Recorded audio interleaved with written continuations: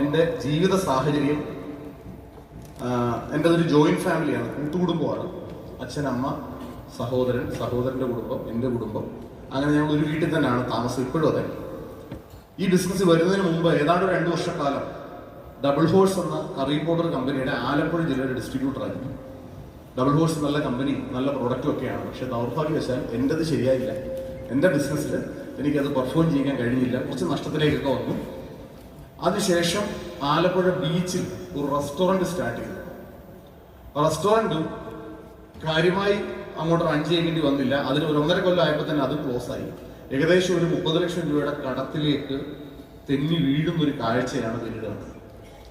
അങ്ങനെ 30 ലക്ഷം രൂപയുടെ കടത്തിന് പുറത്ത് എങ്ങനെ ഇതിന്ന് പുറത്ത് കിടക്കുമെന്ന് ആലോചിച്ച്, സത്യം പറഞ്ഞാൽ നാളെ നേരം വിളിക്കരുതേന്ന് പ്രാർത്ഥിച്ചുകൊണ്ട് ഉറങ്ങിക്കൊണ്ടിരുന്ന കുറേ സമയങ്ങളിൽ ഏതോ ഒരു സമയമാണ് ഈ ബിസിനസ് എൻ്റെ ഒരു സുഹൃത്ത് വന്ന് എന്നോട് പറയുന്നത്.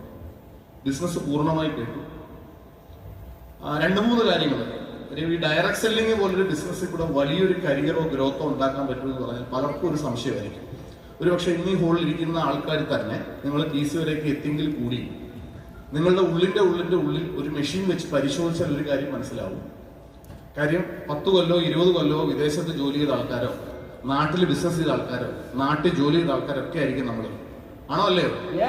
അത്രയൊക്കെ ചെയ്തിട്ടും അവിടെ ഒന്നും ഉണ്ടാക്കാൻ പറ്റാത്ത ഒരു ജീവിത വിജയം, അല്ലെങ്കിൽ ഒരു വലിയ സാമ്പത്തികമായ അടിത്തറ, അല്ലെ ജീവിതത്തിൽ രക്ഷപ്പെടുക എന്ന് പറഞ്ഞ അവസരം ഈ ബിസിനസ് ഒരു 4-5 വർഷം ചെയ്താൽ നമ്മളങ്ങ് രക്ഷപ്പെട്ടു പോകുമെന്ന് പറഞ്ഞാൽ ഈ പറയുന്ന ആളെ തന്നെ നിങ്ങൾക്ക് സംശയം. വിസ്വർണം ഈ വണ്ടി മാക്സിമം ആക്സിലേറ്റർ ചവിട്ടി പൊട്ടിച്ച് നമ്മൾ ഓടിച്ച് നോക്കിയിട്ടുണ്ട്. ഗൾഫിൽ കിടന്ന്, നാട്ടിൽ കിടന്ന്, മറ്റു പല ജോലിയിൽ. ഇതേ നമ്മൾ ഇത്രയും ചെറിയ രീതിയിൽ തുടങ്ങുന്ന ഒരു ബിസിനസ്സിൽ കൂടെ കോടികൾ സമ്പാദിക്കാം എന്ന് പറഞ്ഞാൽ സംശയം തോന്നുക യാതൊരു ഡൗട്ടും ഇല്ല. ഏതൊരു സാധാരണക്കാരന് സംശയം വരും. വരുമോ ഇല്ലയോ? എന്നെ സംബന്ധിച്ചിടത്തോളം ഈ സംശയമൊക്കെ ഉണ്ടായിരുന്നു. പക്ഷെ വേറെ വഴിയില്ലാത്തതിനെ കൊണ്ട് ഈ ബിസിനസ് ഞാൻ തുടങ്ങി. ഞാനും എൻ്റെ സഹോദരനും കൂടെ ആദ്യം സഹോദരന്റെ ഒരു ഡിസ്ട്രിബ്യൂട്ടർ ഐഡിയിൽ ഒരു ഐഡി എടുത്തിട്ടാണ് ബിസിനസ് കൊടുക്കുന്നത്. നിങ്ങൾക്ക് ഫോം 60A എന്ന് പറയും. ഇത് നിങ്ങൾക്ക് സ്റ്റേജിൽ കാണാം, സ്ക്രീനിൽ കാണാം.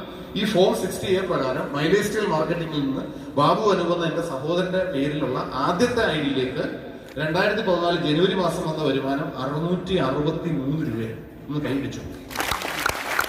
അതായത് ഒരു മാസം ഈ ബിസിനസ് 2014 ചെയ്യുമ്പോൾ കിട്ടിയത് 663 രൂപ. അന്നത്തെ സിറ്റുവേഷൻ പറഞ്ഞാൽ കേരളത്തിൽ മൈലേജ് സ്റ്റൈൽ കമ്പനിക്ക് ഒരു ഔട്ട്ലെറ്റ് പോലും ഇല്ല. ഈ കമ്പനിക്ക് ആകെ 15-14 പ്രോഡക്റ്റ്